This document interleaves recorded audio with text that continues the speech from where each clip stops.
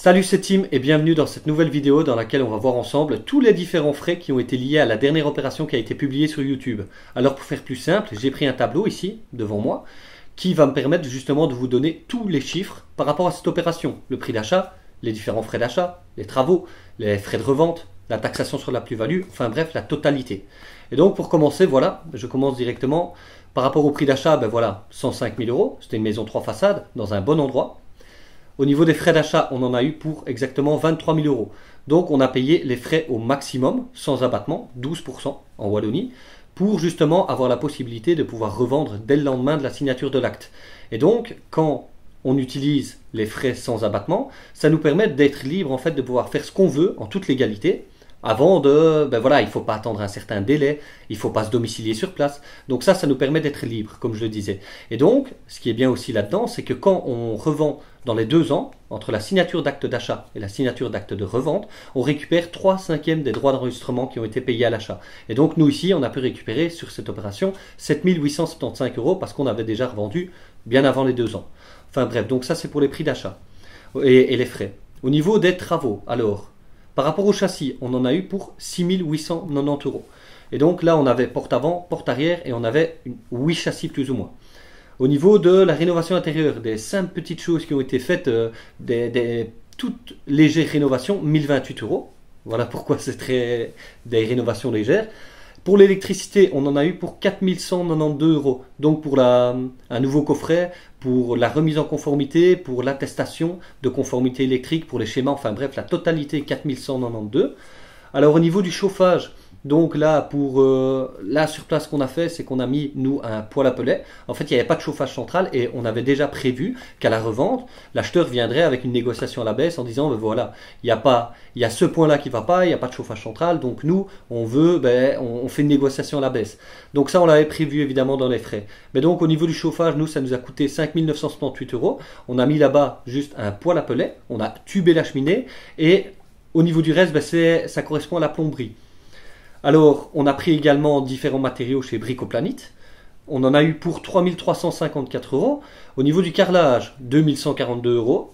Au niveau de la cuisine, on est allé chez Ego. On a pris une cuisine à 5 637 euros, tout compris, placement compris et tout ça.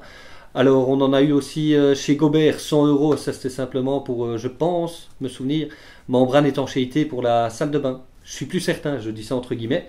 Et chez Hubo, on est allé chercher également tous les différents matériaux pour la salle de bain. Donc il y avait cabine de douche, le meuble, la vasque, le miroir, WC, 1831 euros. Et donc pour le reste, il nous restait également, donc là on est à 31 156 euros. Et on avait également encore le plafonnage, les sols, et ça nous a coûté 15 000. Donc ça veut dire qu'on est à 46 000. Ouais, c'est ça, 46 156 euros. Au niveau frais de travaux, donc prix d'achat plus les travaux, on a été finalement à 151 000. Donc c'est bien parce que justement on se disait que ça allait être très compliqué de respecter le budget. On a eu difficile à le tenir, mais au final, en faisant les calculs, en voyant ça comme ça, exactement, on est vraiment pas loin en fait de ce qui était prévu. Donc tant mieux. Mais évidemment, on a dû se prendre la tête, on a dû chercher pour avoir des prix au plus bas, faire en sorte évidemment que la qualité soit là, mais qu'on ne commence pas à mettre une cuisine à 15 000 euros, alors qu'une cuisine à 5 000 euros fait tout à fait l'affaire. Enfin voilà.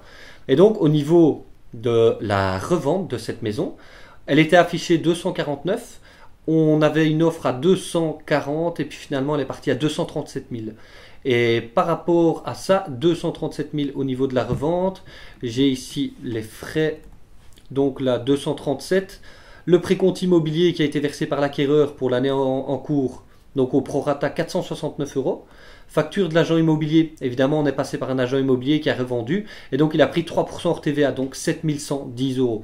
Évidemment c'est un certain coût, mais c'est une collaboration qui est gagnant-gagnant et donc lui, ici derrière, s'il a des opérations qui correspondent à ce qu'on recherche, il nous en fera parvenir, donc c'est du gagnant-gagnant.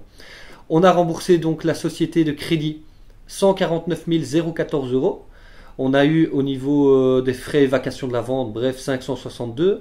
L'acte de main levée hypothécaire, 1202 euros. Donc la main levée hypothécaire, simplement quand on souscrit un crédit. Quand on vient à revendre le bien et qu'il y a encore un crédit hypothécaire, il faut évidemment revendre le bien derrière qui est quitte et libre de toute dette. Pour que l'acheteur derrière, lui, soit il paye cash, soit il fasse un crédit hypothécaire. Et donc c'est lui qui aura une hypothèque sur son bien. Mais nous, comme on revend, eh ben, le crédit il est soldé et donc il faut lever l'hypothèque pour revendre, comme je disais, un bien qui était libre de toute dette à un acheteur. Et donc là, on en a eu pour 1202. Et donc, bref, une fois tous les frais déduits, une fois tout déduit, on a un solde général net de 79 509,42 euros. Et donc, à cette somme-là est venu s'ajouter évidemment les 7 875 euros du remboursement des 3/5 des droits d'enregistrement. Donc, on était à 86 000 euros. Mais évidemment, il y a une taxation sur la plus-value. Et donc, la taxation sur la plus-value, nous ici, que je regarde, par rapport à tout ce qu'on a pu mettre en place ici, eh ben, on est à une taxation de 5 171 euros. Et évidemment, ben, par rapport à ça, on récupère les 3/5 comme je viens de le dire, les 86, mais comme il y a 5 171 euros qui sont repris pour la taxation sur la plus-value, ben, on récupère en fait les 79 plus 2000 en fait. Donc ça fait 81 000. Et voilà, cette opération a été faite en... Ça a été un peu prise de tête, évidemment, parce qu'au début, on a eu une tellement bonne affaire, tellement peu cher par rapport à l'endroit où elle était, qu'on s'est dit on va la revendre direct, en l'état. Donc on a d'abord mis en vente en l'état. Elle n'est pas partie. On s'est dit on va mettre sur Bidit, vente aux enchères. Elle n'est pas partie au prix qu'on voulait. Et donc on s'est dit, ben voilà, on avait quand même évidemment prévu le budget crédit travaux pour faire la rénovation de cette maison. Donc évidemment, ben, on a fait les travaux et là on a perdu évidemment du temps. On a perdu 5-6 mois avant de commencer les travaux. Et comme on a revendu en moins de 2 ans, ben, l'opération a duré 1 an, quoi.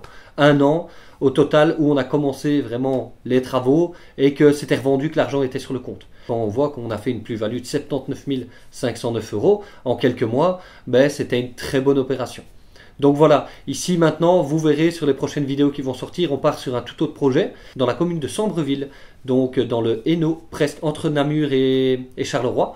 Et là, on est parti sur une nouvelle maison. Je vous ferai la présentation de toute façon très bientôt. Dans une semaine, normalement, la vidéo elle sortira.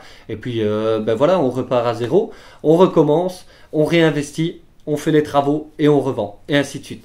Sur ce, je vous dis à la prochaine pour une autre vidéo. À la prochaine, salut!